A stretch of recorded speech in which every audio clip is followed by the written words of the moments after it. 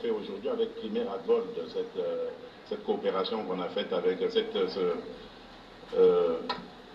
comment on appelle ça, une joint venture, merci Monsieur le ministre, que nous avons fait à travers cette firme Primera Gold avec les Émiratis, les Émirats Arabes Unis. C'est exactement ce que nous aurions dû faire avec le Rwanda et que nous avons immédiatement stoppé lorsque nous nous sommes aperçus de leur supercherie dans ce coup de poignard dans le dos. Pour revenir au FDLR dont vous dites, donc j'espère que là c'est clair, il n'y a pas d'accord. Ah oui, je voudrais profiter aussi de cette occasion pour tordre le cou à une rumeur qui a fait son chemin et qui voudrait confirmer le fait que le M23 a été invité ici à Kinshasa par moi à une certaine époque et que je les aurais laissés. C'est archi faux. Je n'ai aucun contact avec eux. Mais en revanche, je reconnais qu'il y a eu des gens des représentants du M23 ici. Et c'était à l'époque où j'avais pour ministre, nous avions pour ministre de l'Intérieur M. Gilbert Kankonde. C'est lui qui est venu, qui m'en avait parlé à l'époque. Et j'avais refusé catégoriquement de le recevoir. Parce qu'il promettait, disait-il, après qu'on les ait reçus, de trouver des solutions pour amener la paix à l'Est. À ce moment-là, ils ne nous agressaient pas encore, pour trouver des solutions. Je trouvais leur raisonnement farfelu, bien qu'ils disaient qu'ils n'avaient aucune exigence, etc. Ils sont restés le temps qu'ils sont restés, je ne sais même pas combien de temps, mais moi j'avais rejeté l'idée de les rencontrer, je ne les ai jamais rencontrés. Et donc je voudrais que ce soit ferme, que ce soit dit fermement. Donc ils ont peut-être rencontré le ministre de l'Intérieur pensant qu'il le faisait en mon nom, ce qui peut être normal, mais je tiens à dire ici qu'il les avait invités, si c'est lui ou c'est eux qui s'étaient invités, à mon insu. Je n'étais pas d'accord et lorsqu'on m'a proposé de les rencontrer, j'avais refusé cette idée. Alors, pour parler des FDLR, au moment où les relations étaient bonnes avec le Rwanda, j'avais reçu une délégation rwandaise ici, qui me disait, on parlait des FDLR à ce moment-là, ils m'ont dit, Monsieur le Président, vous savez, à vrai dire, les FDLR, c'est devenu une force résiduelle, composée de moins de 2000 hommes, qui ne menacent même plus la sécurité de notre pays. Mais ce que nous craignons, c'est ce dérapage idéologique où dans le discours on vilipende les Tutsis, etc. Je dis, mais ça, c'est inhérent à tout pays. Hein. Notre pays, c'est 450 tribus. Ce n'est pas que avec les Tutsis congolais qu'il y a des problèmes. Il y a des problèmes même, on l'a vu récemment, pour les Kassaïens, les Louba du Kasaï au Katanga. C'est pas pour ça que l'Angola, qui a aussi des populations loubaphones, se lève un matin pour dire, ça y est, moi je vais au Katanga pour défendre les Louba du Kasaï qui sont menacés. Les Teke et les Yaka ont des problèmes ici. Le Congo-Brazza qui en compte, ainsi que le Gabon, ne se réveille pas pour dire, voilà, on va défendre les Teke à Guamout, etc. Donc, c'est totalement farfelu comme histoire. Nous sommes un pays souverain. Nous sommes capables de défendre nos propres concitoyens et nous sommes en mesure de les sécuriser. Voilà pourquoi d'ailleurs je profite de l'occasion pour dire que je suis le seul, si pas le premier en tout cas président de la République démocratique du Congo, à avoir dit haut et fort en parlant des Banyamulenge, mais j'élargis même à tous les Tutsis congolais que ce sont nos compatriotes. Il y a des Banyamulenge qui sont morts pour cette République et sous le drapeau. Donc j'en ai assez de ce discours qui consiste à discriminer ces populations et à donner ainsi l'occasion à des régimes barbares comme celui du Rwanda de nous envahir, sous de fallacieux prétextes d'ailleurs. Parce que je dois attirer ici l'attention de tout le monde, et c'est très dangereux d'avoir ce genre de discours. Vous faites le tapis de ce régime criminel du Rwanda, parce que ce régime, figurez-vous, il a aussi des Hutus qui travaillent à sa cause. Il a aussi des Wazalendo qui travaillent à sa cause, qu'il a fabriqués. Et il envoie ces gens traquer, violenter, massacrer des Tutsis pour dire, ah, vous voyez, les Tutsis sont en danger. Donc, méfiez-vous, chers compatriotes, je ne veux pas que dans la République démocratique du Congo, que je dirige, grâce à vos suffrages, qu'il y ait de la discrimination. Tant que je serai président de ce pays, aucun citoyen de ce pays, aucune communauté tribale, ethnique de ce pays ne sera discriminé. Je tiens à le dire haut et fort et je ne m'arrêterai pas là.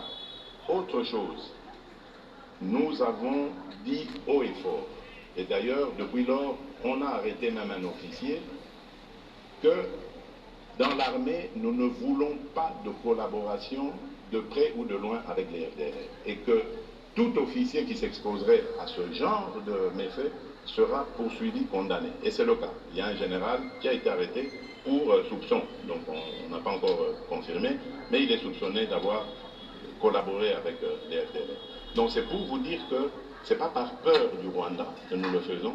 Vous avez parlé des 9 voisins que j'ai été visiter. Là encore, je crois que je dois être le seul, ou en tout cas le premier président de la République démocratique du Congo à l'avoir fait.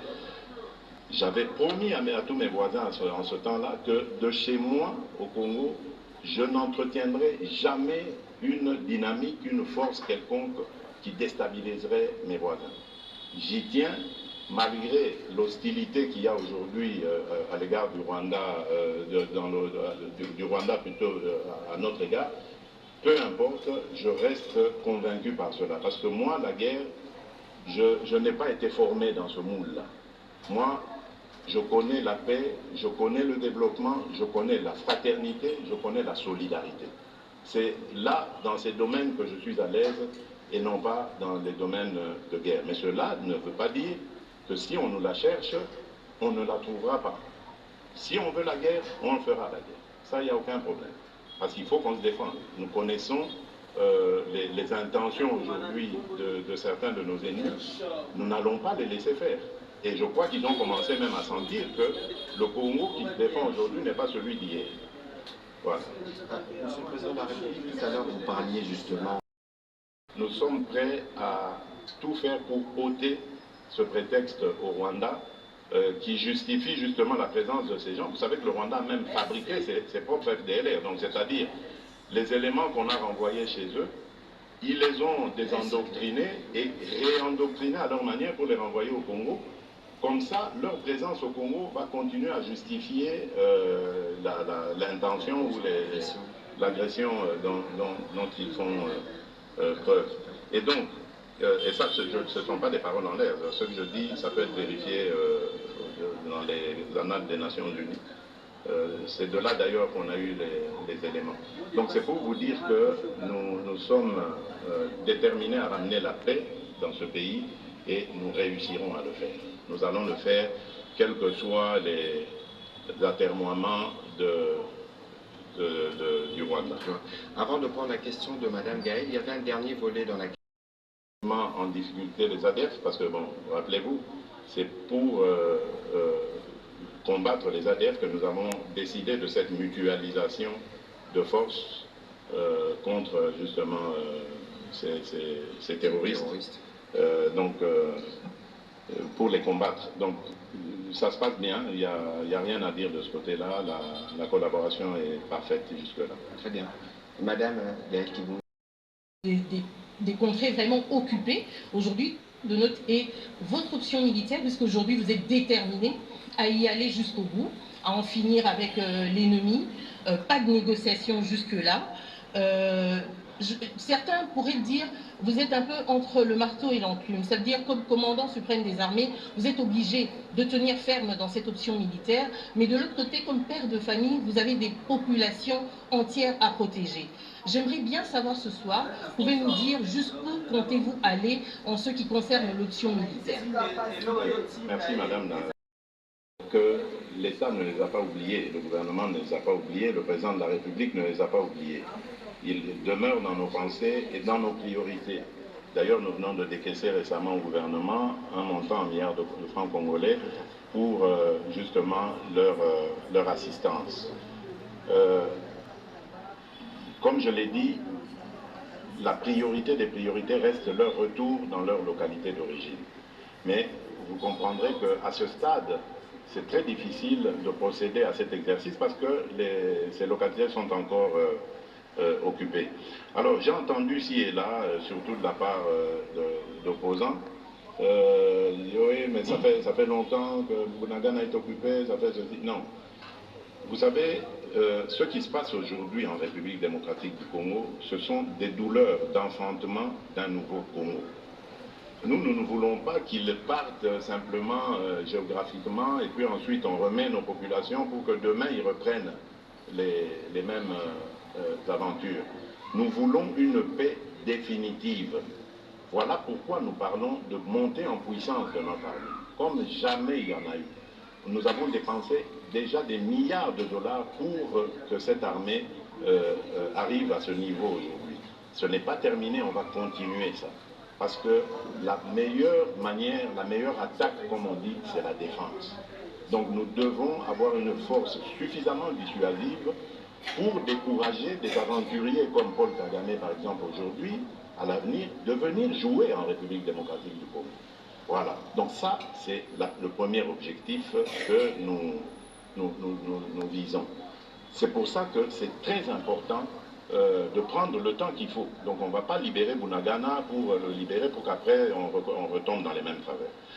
Ensuite, il faut parler, que les populations se parlent. Il faut sortir ces démons, mais une fois pour toutes, de la division. Parce que ce sont à cause justement de ces tensions interethniques, intercommunautés, qui font que le Rwanda a trouvé prétexte pour demeurer au Congo de nos ressources. Parce qu'en fait, c'est ça la visée. Le Rwanda aujourd'hui s'est construit grâce aux ressources. N'ayons pas honte de le dire, c'est une vérité. C'est grâce aux ressources volées à la République démocratique du Congo. Ils n'ont aucune industrie, demandez-le. D'ailleurs, j'ai vu une fois, on posait la question au président Kagame, il a été incapable, il parlait d'une société de montage de tablettes, de choses. Enfin, c'est pas avec ça que vous développez un pays. Donc vous comprenez que c'est le fruit du pillage de nos ressources, tant minérales et solaires. Parce que c'est des produits volés à la République démocratique du Congo qu'il va vendre à l'Union européenne. Je me demande comment ils vont faire ça. On en parlera peut-être plus tard. Donc voilà ce que je peux vous dire. Je tiens vraiment à rassurer nos compatriotes. Nous ne les avons pas oubliés. Un jour, je leur fais cette promesse. Ils vont rentrer chez eux, mais alors là, pour une paix durable et définitive. Parce que c'est ce Congo-là que je veux, ce Congo qui va se tourner vers son développement. Et nous l'aurons, ce Congo. Vous pouvez me faire confiance.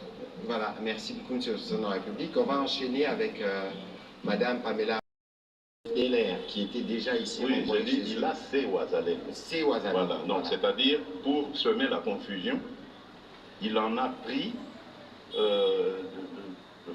les fait passer pour des Ouazalendo, alors que ce sont des traîtres. Des traîtres à la nation, ils se déguisent en Ouazalendo, alors que les Ouazalendo sont de braves patriotes, guerriers redoutables, que la nation ne doit jamais oublier, parce que ces gens ont pris les armes de leur propre chef pour combattre l'envahisseur. Donc, les Ouazalendo sont des gens à honorer, à gratifier. Malheureusement, comme dans toute organisation, il y a toujours des esprits faibles qu'on prend, qu'on manipule, pour faire croire évidemment que l'état d'esprit des Ouazalendo, c'est de massacrer les autres communautés. Ce n'est pas vrai. Ils veulent protéger leur pays et ils ont raison. Ils ont toute ma sympathie et tout. Et d'ailleurs, vous avez créé la réserve d'armée de la défense pour encadrer toutes ces forces. Madame Pamela internationale. Est-ce que vous pensez que ça va porter des fruits? Moi, je crois, et j'ai toujours dit d'ailleurs au secrétaire général des Nations Unies, à tous mes interlocuteurs, surtout ceux dont les pays sont membres du Conseil de sécurité, que notre satisfaction, nous l'aurons que lorsqu'il y aura des sanctions, que le Conseil de sécurité des Nations Unies décidera de prendre des sanctions contre le Rwanda. Parce que pour la même chose qu'a fait la Russie, il y a eu une pluie de sanctions. Pourquoi est-ce que dans le cas qui est similaire à celui de la Russie et de l'Ukraine, pourquoi est-ce que dans notre cas, il n'y a aucune sanction? Donc, tant qu'il n'y aura pas cela, tout ce qu'il y aura comme résolution, pour moi, sera, on va dire, peut mieux faire comme mention. Sur les pressions exercées sur le Rwanda? Les pressions doivent continuer, c'est très bien, mais les pressions, lorsque elles ne sont pas entraînées de contraintes, ça risque de finir par lasser la personne ou le bon début, on va dire, mais comme je disais tout à l'heure, s'il faut donner une mention, on va dire peut mieux faire. Et nous ne demandons que ça de la part de la communauté internationale, de faire davantage. Et ce serait justice pour les millions d'âmes congolais perdus. On va prendre la question de M. Mili Kalengai. Je vais demander à Mme Élisée Desprez d'avancer, comme ça elle posera la prochaine question avant qu'on continue avec les questions récoltées de ce côté. M. Kalengai. Monsieur le Président, le pays, notre pays, la RDC n'est pas le seul pays au monde qui a des ressources naturelles. Il y a beaucoup de pays qui ont des ressources, mais malheureusement, chez nous, l'exploitation des ressources provoque la mort et la désolation. Nous en sommes à autour de 12 millions, c'est énorme.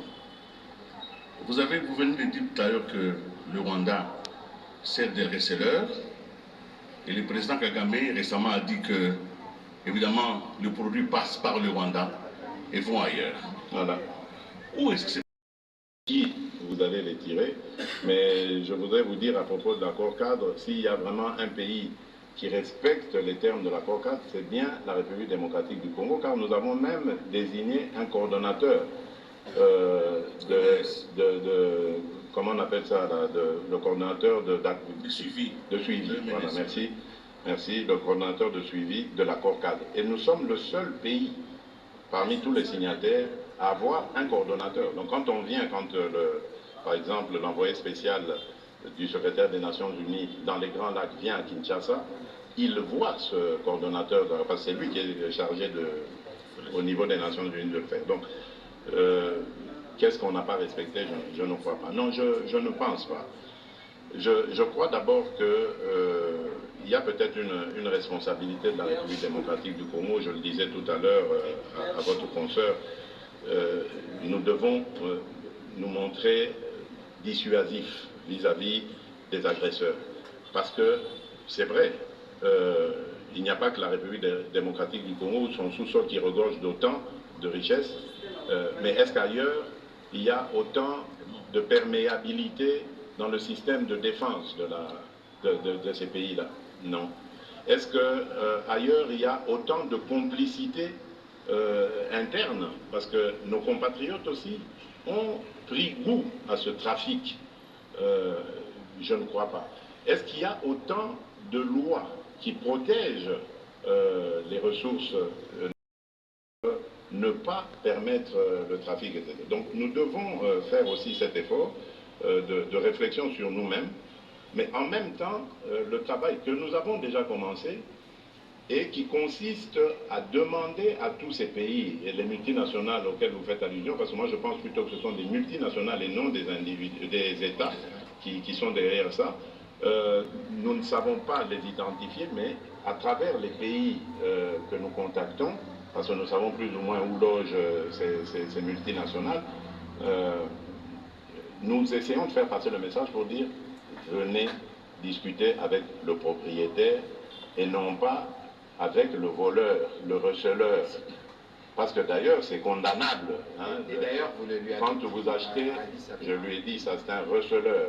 Quand vous achetez le produit du recel, vous êtes vous-même coupable de vol. Vous êtes assimilé au voleur. Donc l'Union européenne, j'espère qu'elle ne va pas jouer ce jeu-là. Et l'Union européenne, ce sont des hauts fonctionnaires. Les États, et je peux vous rassurer, j'ai reçu déjà de la part de certains ambassadeurs de l'Union européenne ici, des messages rassurants pour dire nous avons tenté de tout faire pour empêcher cette signature et nos pays ne sont pas d'accord avec ce qui s'est passé. Et quant à nous, République démocratique du Congo, nous n'allons pas nous arrêter là. Nous allons user de toutes les voies diplomatiques et y compris judiciaires pour empêcher, faire annuler ce MOU qui a été signé. C'est peut-être un MOU, me dira-t-on, mais c'est déjà un très mauvais début qui indique que l'Union européenne est très mal engagée parce que c'est comme si elle nous faisait la guerre par procuration. Et ce genre d'encouragement, moi j'appelle ça encouragement donné aux voleurs, c'est un encouragement qui est très dangereux pour la paix dans la région. Ça ne devrait pas se passer comme ça. Merci. Merci. Merci, Excellence, Monsieur le Président de la République. On va prendre la question Élisée Odia. Et d'ailleurs, sur ces points précisément, le ministre des Affaires étrangères, sous votre instruction, a réagi fermement contre cette attitude ambiguë de l'Union européenne. Madame Élisée Odia, allez-y pour votre question. Bonjour Monsieur le Président. Madame. Merci à l'excellence honorable Patrick Mouyaya pour la parole accordée. Monsieur le Président, je reviens sur les propos tenus en marge du sommet d'Addis Abeba. Et là, je vais revenir sur un propos relayé notamment par le tweet du ministre Mouyaya, où vous avez dit « Je veux la paix, mais pas à n'importe quel prix ». Pas au prix de l'humiliation.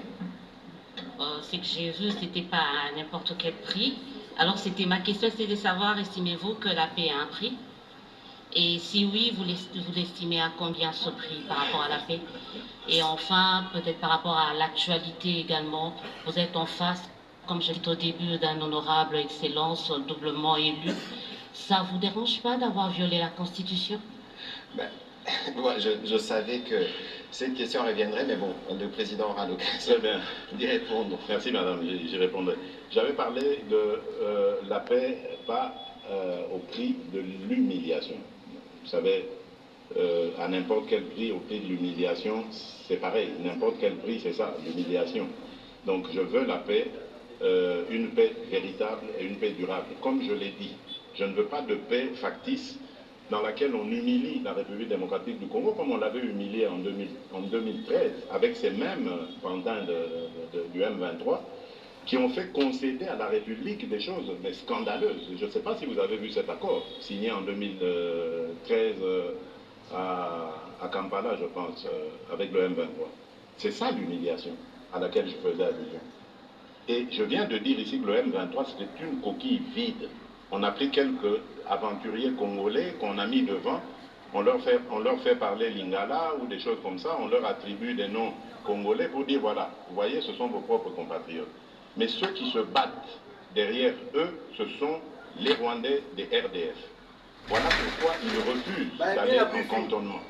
Parce que quand ils iront en cantonnement, ils ont bloqué l'accès au camp de Rumangabo, alors que la République démocratique du Congo s'était acquittée de sa charge dans le plan de paix, d'équiper, de préparer des choses pour que les compatriotes, soi-disant compatriotes qui sont en train de se révolter, viennent et aillent dans le programme PDDRCS. Ils ne sont jamais venus, ils ont même bloqué l'accès, et le ministre, le VPM Jean-Pierre Bemba l'avait suffisamment dénoncé dans tous les forats auxquels il a participé, toutes ces conférences régionales. Bon, donc c'est vous dire que